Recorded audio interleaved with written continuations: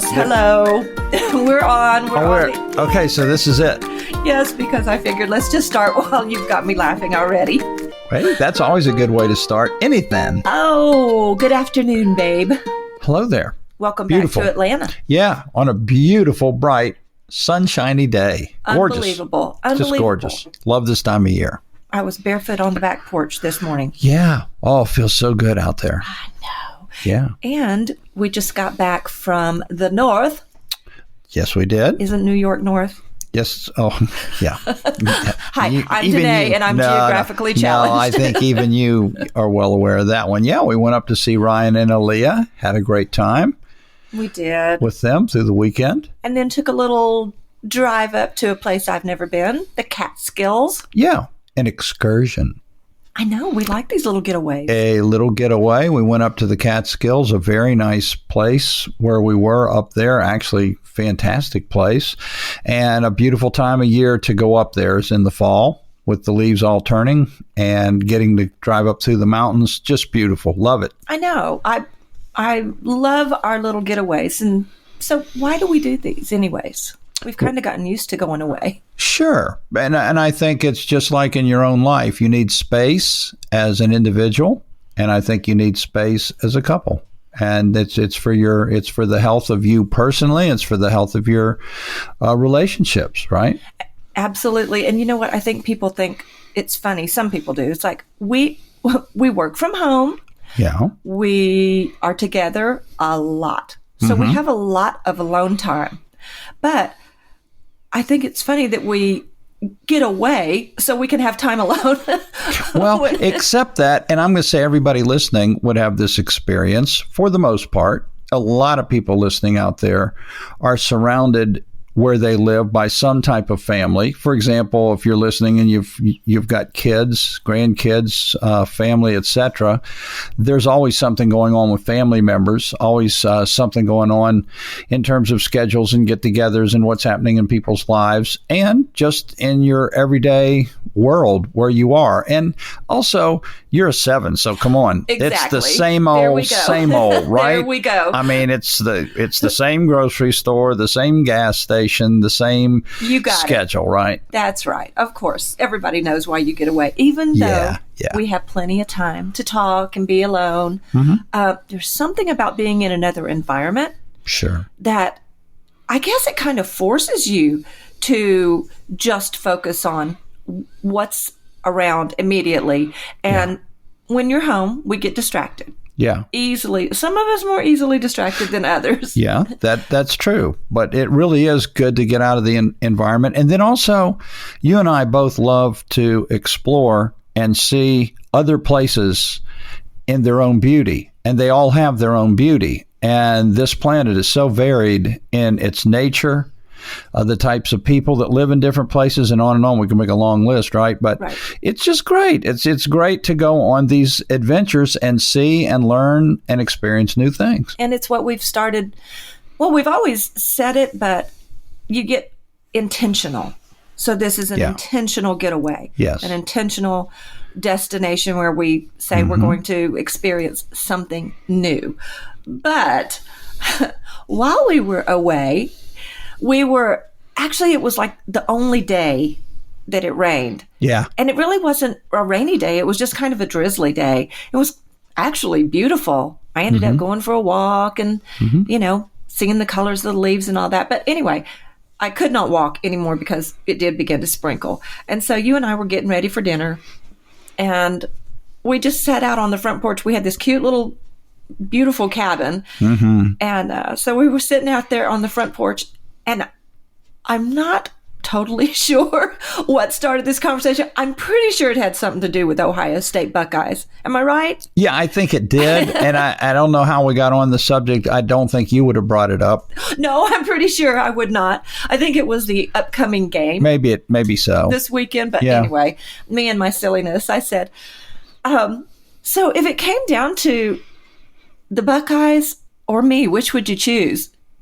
And aren't you impressed that I answered in less than 2 minutes? I mean, that's what I was going to say. There was kind of a pause. I thought I responded pretty quickly. And just so everyone knows, I did say you. Yes, but just to verify for everyone who's wondering, what did he say? I know what your mind did. You quickly ran through your list of self-preservation items as a self-preservation 9 and said, all right, I do still like to have dinner, so I'll say her. Well, and obviously it's easy to say when you take the time, as you say, to be intentional and say, I want to get away with you. With me. Yeah. Okay, but here's what happened. Yeah, so that from was there. kind of the first silly thing. And I don't know how we got on this, but somehow we started saying, okay, well, if you had to choose. Yes. And I think I said something like, if you had to choose Hershey's, Almonds, or Skittles, which would you choose? Yes. That's where we started. Now, that took you more time to figure that one out. Well, that one was the most difficult of all because I, as anyone that knows me really well, knows that when I am watching football, there's nothing like some Skittles or some Hershey's Kisses with almonds in it. And, of course, my choice normally would be both. But if you do the either or deal, right, then that's where we sat there and started laughing because I'm sitting there trying to answer this very poignant question in the Catskills after being married 22 years, Yes. And it's like, which would it be? Would it be the Skittles or the Hershey Kisses with almonds? But then we went on to other choices, right? We did, yeah. And then it was like I asked you, coconut cream pie or chocolate cream pie. Again, a very difficult one. Exactly. It's like, how well do you know me, but how well do I know myself? And so we went back and forth. And now I knew yours though. So like if it was between chocolate donuts or apple fritters, yes. I knew that you would choose the fritter. Isn't that crazy? Yeah. See, not a lot of people know that, but we have this intimate relationship, babe. That just shows everyone how deep our relationship goes. I mean, if that doesn't show that we haven't taken the time to learn the most important things, yeah. I'm not sure what scenario would ever be that we'd be in where we were forced to choose one of these things, but it became very serious. No, if you're forced to choose, I need you to know me. Yes. At this level. Right. Exactly. But I became almost incensed. I think we went past the chocolate and the Skittles and we got to, okay, well, what about this or that? And at one point, Skittles was an option and you said Skittles and it made me so mad. Because you do not like Skittles. Hey, I do not like Skittles at all. And I was like, no, why would you choose that? Even though it was your choice. Right. It was your own personal choice, and I wanted to argue with you about it. Well, because that's not yours, and this comes down to relationship where you don't understand the other how another person could see something a certain way. And y'all, I know this is like, are they going to bring the Enneagram into this at some point? Oh, yeah, that's right. You can't believe how this truly is an example of how could you feel that way? How could you choose that? Yeah. Because in my mind, that makes absolutely no sense. Skittles is the biggest waste of sugar. No, candy corn. No. Candy corn is nothing other than colored sugar where you put a little orange and a little bit of white on the tip of that. And it's just even me as a sugar freak, I don't go for candy corn unless it's the only thing in the house. No, yeah. But it's almost Halloween and I'm going to put this in as a freebie for y'all. My aunt, when I was away in Texas a couple weeks ago, she just mixed candy corn and salted dry roasted peanuts. That's it. Just kind of even. Okay. And I was like, okay, that seems I could do that if you had some of that in there. It kind of tastes like a Butterfinger. Oh no, I love Butterfinger. Okay. That's a free recipe. I hope your Halloween has just been edified. Is that the right word? It's a good one. It's a good one. Okay. Anyway, let's keep going because this became something that we began to think, okay, we're pretty good about these things, as a lot of couples are, especially young couples. They start off early in their relationship and it's like, oh, she likes chocolate and I like potato chips, sweet and salty, or whatever these little surface things are. But you and I learned kind of early on that, whoa, there were some differences in things that we liked that you really don't even think about until you're in the situation, like vacations. Yes, that's right. Because for me, I really love the fall. And I even like winter because I grew up north in snow, and I really like the snow. But you, because you are a Texan. Right. I love the hot summers. I love the spring. I love the beach. The beach. And again, if somebody was, had me hog-tied and forced me. Going back to your Texas days. And I'm sure that happened frequently. Now, babe, we're not going to go back that far in my past. But, right. Yeah. No, I'd always pick a beach. I thought I would.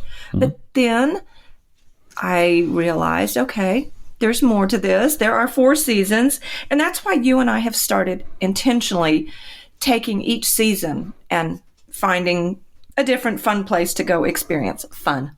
That's my word. And also knowing that the other enjoys particular things, which makes the enjoyment for yourself even better when you take the time to understand what's important to other people. Right.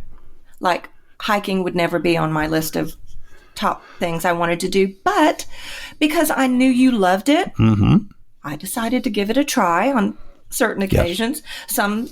Some of them worked out better than others. I wanted to kill you in a couple. Oh, yeah. Or we both almost died in a couple. I remember those. And by the same token, I've made sacrifices on my end. I mean, I've gone down to St. Thomas with you many times and had to lay there on the beach with you and drink a pina colada and go in the water and then come back and drink another pina colada. So it's not like I haven't made sacrifices here.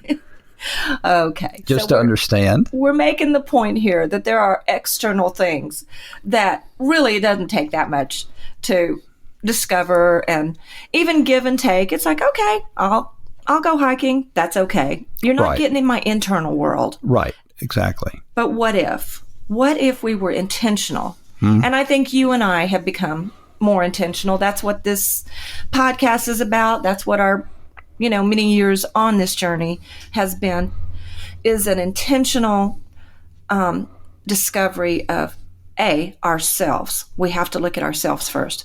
And then as somebody who values this relationship above all others, we've decided to intentionally address what's going on internally in your world and share what is in mine. And it has changed everything about how we relate, right?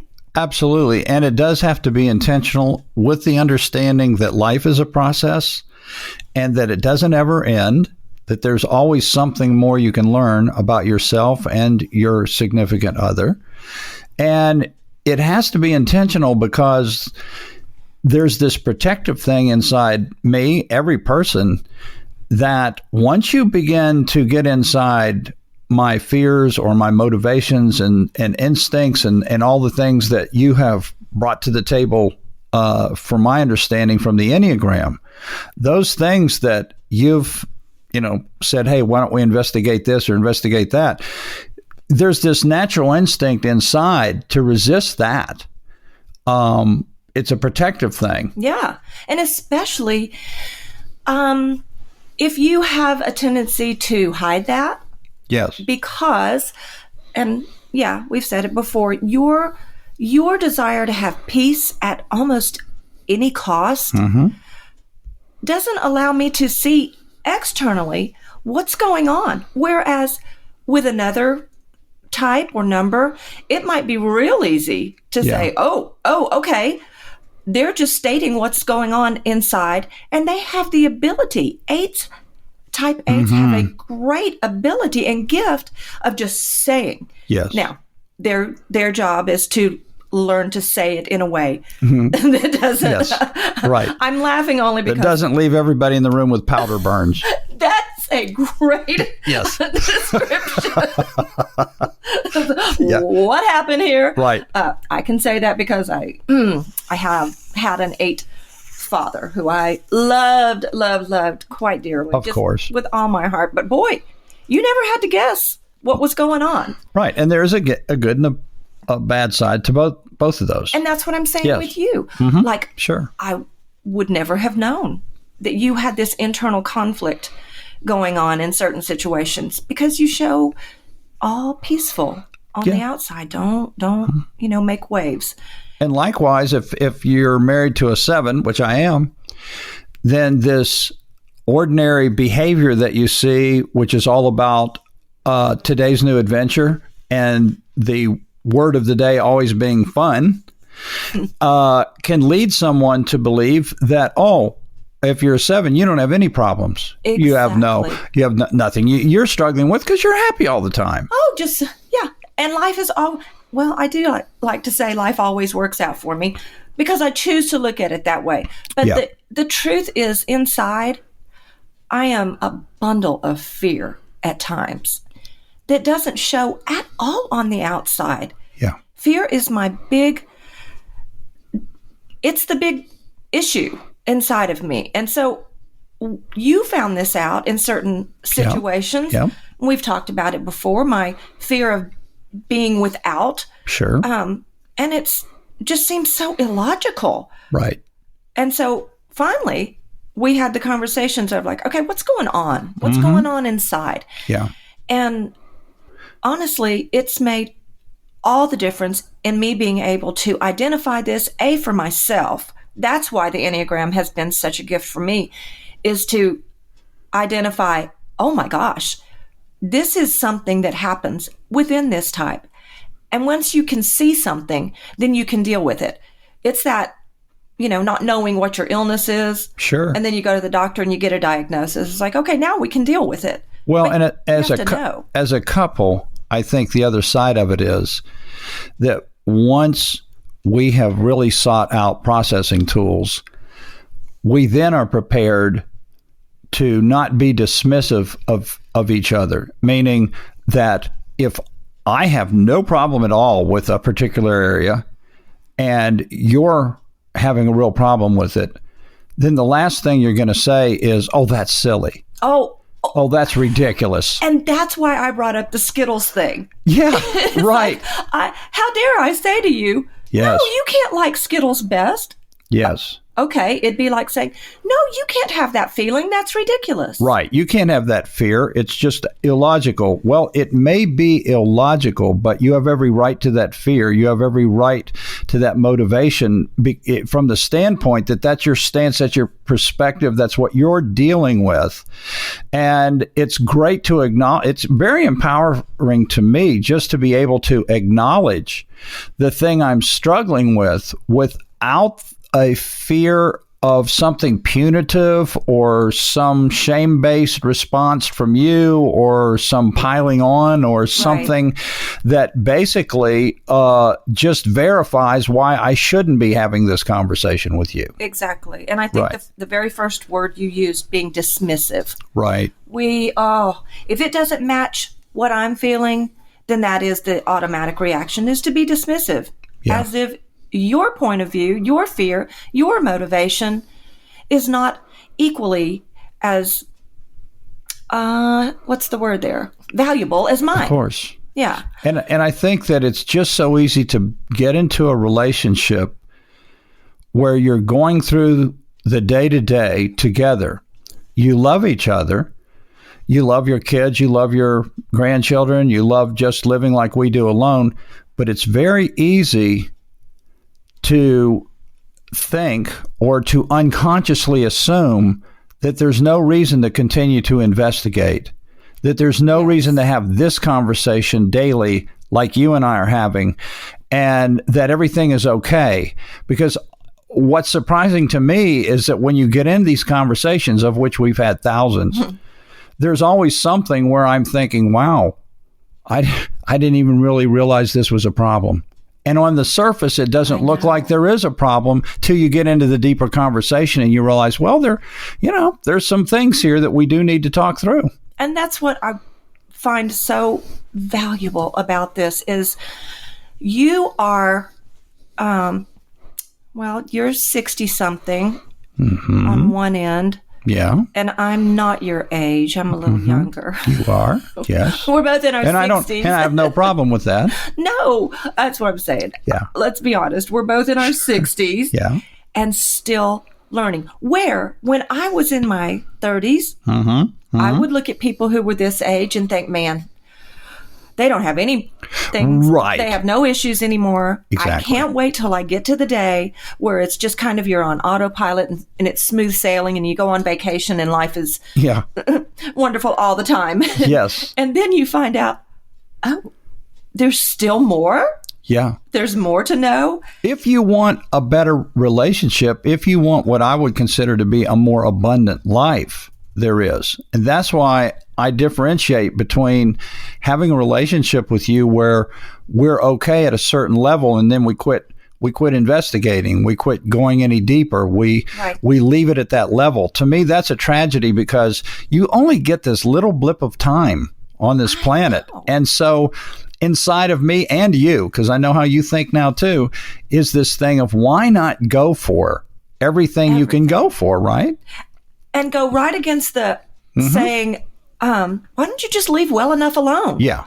Oh, how sad. Right. Okay, well, we're just going to have a well enough marriage. Yeah. And write it out. I think the line is living quiet lives of desperation. Oh, that's a quotable one. That's when things, of course, are on the really unhealthy end.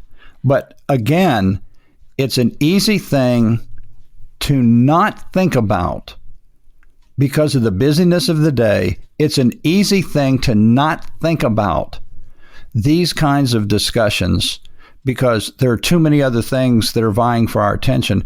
And so your word intentional that you use is an absolute must to carve out some time to have these kind of conversations. And maybe you have to have a little getaway. Maybe the getaway is just for a day, but you have to intentionally say, I want to continue to investigate these kind of things. Yeah.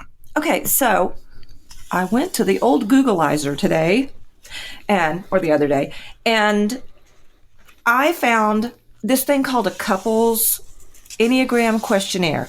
You can Google it and you can find it. It actually came out in 2002, but it's set up to take it a different way. But I just got to thinking, what if instead of waking up in the morning and going, hey, babe, you want chicken or burgers tonight? And that being as deep as our discovery of the day goes, what if people, couples, you and I, had like an intentional question?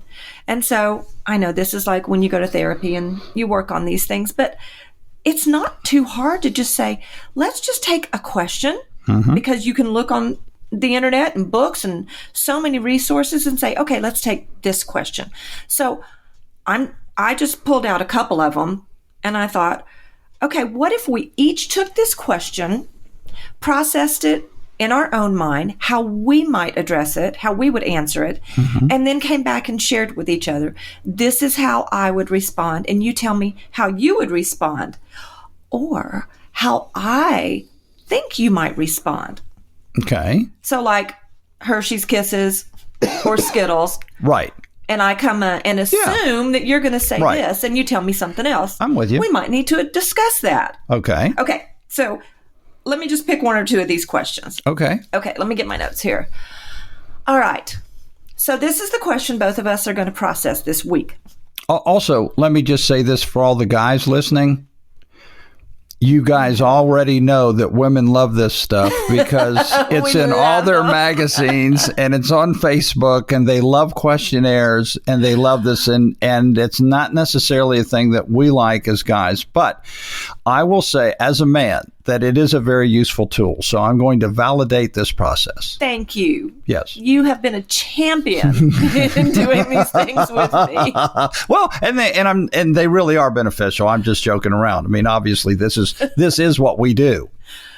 I know. Okay. So we're going to have a talk about this later. No, so let me just choose this question. All right. So when planning such things as a vacation or relaxing time together, I would describe my style as being organized by making a, quote, tight schedule. So I would process that question, and my answer would be, and we'll just, rush through it right now and pretend we've been chewing on it for a while. Or it might just be something you can have this question and then address it right on the spot. So for me, I would say, absolutely not. I do not go by a tight schedule.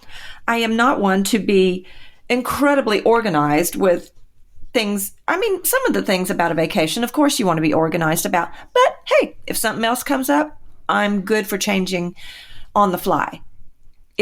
And then you say, and I would say that I'm more toward the tight schedule end than you, in that, let's just take this last getaway that we did, right? I already knew that we were going up to New York, so I started getting on the internet, and I found this place in the Catskills. I knew we were going to go up there. I wanted to know where it was, how far it was from the airport, where we would be staying each night in relation to getting back with the rental car to the airport and getting on a flight in a decent amount of time where we weren't rushed. Now, as far as the schedule itself, every hour of the day, from 9 to 11, we're going to go on this walk, or, to get it down to that tight. No, I'm not that tight. But I do like to know the details of the overall structure of what's going to happen when we go on a trip. Yes. Much more, I think, than you do. And I think I have been traveling with you long enough to say, I know how you operate, because these are things that we have had to work through. Right. Yeah. Like, babe, look, we just can't go to the airport and buy a ticket to go somewhere. A lot of that. We need to know where we're going before we get to the airport. Our kids could probably attest to some of the near disasters we've had, because I did not think through a lot of the details. Well, what I'm saying, okay, you would have said, you know how I travel. I would have said, I know how you travel. This was a pretty But because easy one. I know that, though, I also don't like to predetermine too tightly, because I know that for you, getting up and having options for the day, or what we might want to do, or even where we eat. Oh, yeah. You do not like to go to the same place twice. If I find a place I like, I'll go there the rest of my life. Yes. And get the same thing. So to that degree. Okay. So that's more of I'm not going to call it trivial. It's important to know how each other travels. Sure. So what if the question was, I often feel resentment toward my partner because I feel I'm being underappreciated. Wow, that cuts to some really intimate, heart-sharing things, because I might say, no, I don't think you feel underappreciated. You know how much I appreciate you. But you might surprise me by saying, well, there are times when I do this for you and I think you take it for granted. I'm really just speaking off the top of my head right now. Which I think, number one, the fact that you would bring this question up in a podcast, you're obviously showing you're a risk taker. I wouldn't have the nerve to bring this same question up to you, because I'd be sitting here going, oh my gosh, there are so many ways she could say that she is not appreciated, and it's going to go out in the podcast and everybody's going to know, oh my gosh, dude, it's an intervention. You have got to do better than that. But for me, no. This is actually an easy one to answer.